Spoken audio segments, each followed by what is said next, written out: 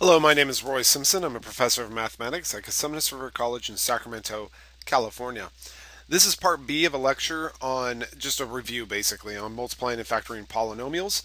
In this lecture, we are actually going to focus on multiplying polynomials. And so this might be a very quick lecture because that should be an extremely old piece of review material for you. I'll still do maybe 3 examples, but just to let you know ahead of time, I'm not going to spend a lot of time on this review. Really, the only way you can multiply polynomials is to basically distribute. And what I mean by distribute is the old idea of like 3 times the quantity x plus 1.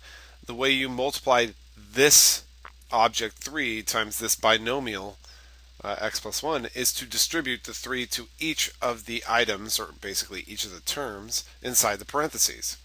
So you get 3 times x plus 3 times 1, or in other words, 3x plus 3.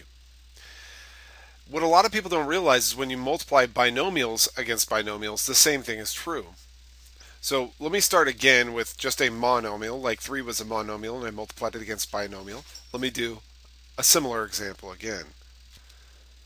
For example, let's multiply 2x, that monomial, against the binomial 3x plus 1. To do this, I'm going to take this 2x and I'm going to distribute it to each of the terms inside the parenthesis. That's the idea or the rule of distribution. So you have a 2x times a 3x plus, I always rewrite that sign there, a 2x times a 1. In this case, we get a 6x squared, right? X times x is an x squared. 2 times 3 is a 6. And then plus a 2 times 1 times x, or in other words, a 2x. And that's it. There's no magic there, nothing crazy. So that's all you really have to do to multiply a monomial against a binomial. But I don't want to make it seem like every time you multiply an object against another object, you have to take it in cases like, oh, is this a monomial? Is this a binomial? Turns out that there's no change to the rules. When you multiply 2 objects together and there's multiple objects, like a binomial and a trinomial or something like that, it is a distribution process. So let me show you an example. Now in this case, you see it's slightly different than the case above, but it's not really. I'm going to tell you right now that all it is distribution. So the way I'm going to do this distribution is probably going to be a lot different than the ways you've seen it done in the past. The reason why is I want to illustrate that we are doing the same thing. Like in this first example, we wrapped up this picture, which was a 2x, and we distributed it to each of the terms. I'm going to wrap up this picture. I'm only going to do it for this one example, but I'm going to wrap up this picture and multiply it against each of these terms. Just like 2x got multiplied against 3x and then a 1, I'll have this picture, which is negative 7x plus 2. I'm going to multiply it against 5x and against a positive 1. So here we go. I have a negative 7x plus 2 being multiplied against 5x plus, and then I have a negative 7x plus 2 multiplied against a 1. And in this case, I again have an additional distribution step because look, in this first term here, this group of items, I have a binomial times a monomial. So I'm going to do a similar distribution that we did just a moment ago. This time, just because the single term is on the right hand side, I'm going to distribute to the left here. You could do that. So I'll distribute to the left. I'll get the following. So this is equal to, I had a negative 7x, and I'm multiplying it by a positive 5x, plus I had a 2, and I'm multiplying it by 5x, plus. Now 1 times anything is just, well, whatever I'm multiplying 1 by. So 1 times negative 7x plus 2 is just a negative 7x plus 2. And of course, I could have removed the parentheses. I just wanted to show you that the multiplication is by 1 is just that. So here we go. This is a negative 7 times 5 is a negative 35. x times x is x squared, plus 2 times 5 is 10x. Now we have this plus and minus here, which a positive times a negative is a negative, so it's a negative 7x plus a positive 2 plus 2.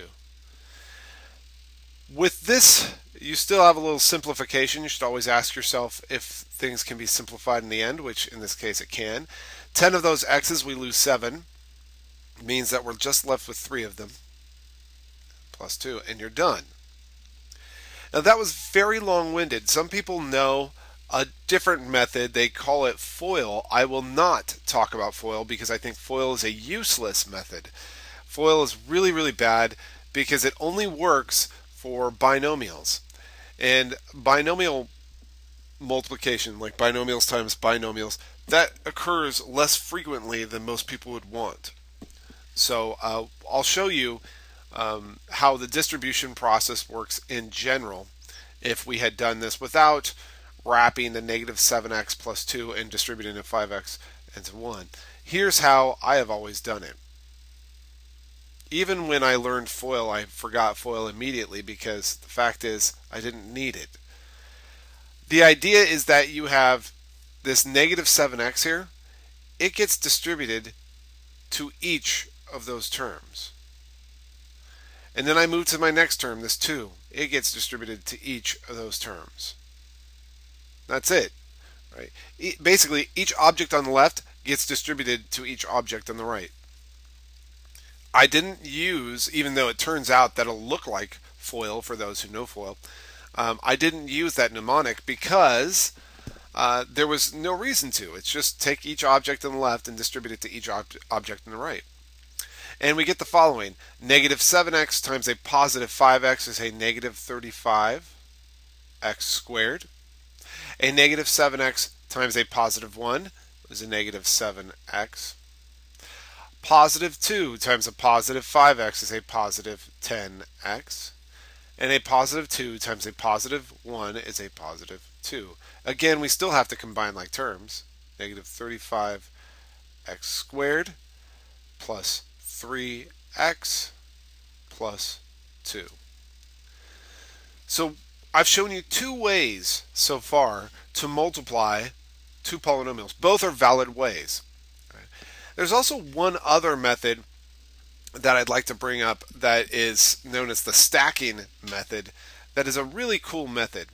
I'm going to write it here first, and then I'll give you an example on a separate page here.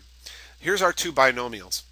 Now, remember way back when I wanted to multiply something like 72 times 51. Remember way back when in like elementary school, you'd say, okay, let's see, I'll take this 1 and I'll multiply it by 2. 1 times 2 is 2. 1 times 7 is 7. And then you had something called a placeholder. So you had a little placeholder. And then you went ahead and said, well, 5 times 2 is 10, and you would carry that 1, which is not what we're going to do, but anyway, and then you'd say, okay, 5 times 7 is 35, okay, and plus 1 is 36. Great. The important steps of this process is the placeholder and the fact that we add down the 2, the 7, the 6, and the 3. If you remember how to multiply like that, then you'll easily figure out how to multiply 2 binomials by stacking as well. 1 times 2 is a positive 2, and I write the plus sign there. Okay. Positive 1 times a negative 7 is or 7x, sorry, is a negative 7x. Placeholder. 5x times 2 is a positive 10x. 5x times a negative 7x is a negative 35x squared. Now go ahead and add down. Positive 2 plus 0 is positive 2. Negative 7 plus 10x is a positive 3x. And 0 plus a negative 35x squared is still a negative 35x squared. Notice in all 3 cases I get to the same answer. And that's a very useful method. I think the stacking method is one of the best methods to use to multiply polynomial, especially if you have large polynomials. Maybe not binomials. It's not any faster when you multiply binomials. It's just kind of a novelty. But when you start multiplying large polynomials like 3-term, 4-term, 5-term polynomials against binomials or trinomials, the stacking method is very powerful. In fact, let's go ahead and take an example of that. So we have the quantity 2x plus 1 times the quantity 3x squared plus 2x plus 1. And it's a binomial times a trinomial. Again, there's a lot of ways I could do this. I could just wrap up that 2x plus 1 and distribute it to each of those terms. But as I mentioned in the previous example, that's not the method I generally do. I generally just go ahead and say, okay, listen, I have a 2x here. That 2x needs to distribute to each of the terms in the neighboring polynomial. And then I also have a 1 here. That has to distribute to each of those terms as well. That's generally how I have always done it. So that's a valid method. 2x times a 3x squared is going to be a 6x cubed. 2x times another positive 2x is going to be a positive 4x squared. A positive 2x times a positive 1 is a positive 2x. Positive 1 times 3x squared is a positive 3x squared. Positive 1 times a positive 2x is a positive 2x. And a positive 1 times a positive 1 is 1. And again, we have to combine like terms. So this can be 6x cubed. Let's look for the x squared terms. I have 4 of them here. I have 3 of them there, so that's 7 altogether. And the regular x terms, I have 2 of them here, 2 of them there, so I have 4 altogether. And finally, a plus 1. The problem, and it's not really an issue, but there's a little extra work in this method because not only after you do the multiplication, you have to basically simplify, combine like terms. If you use the stacking method, on the other hand, 3x squared times, or plus 2x plus 1 times 2x plus 1. If you follow the stacking method, it'll actually add up for you. Like positive 1 times positive 1 is, well, positive 1. Positive 1 times positive 2x is a positive 2x. Positive 1 times a positive 3x squared is a positive 3x squared.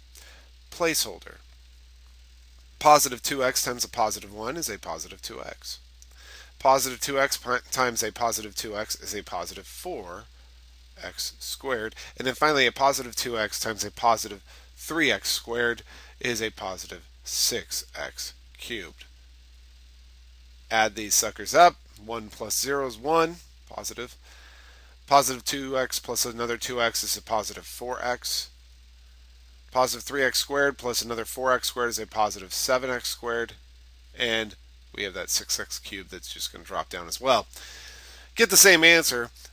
Kind of a novelty multiplication method, but a really neat way to do it. All right.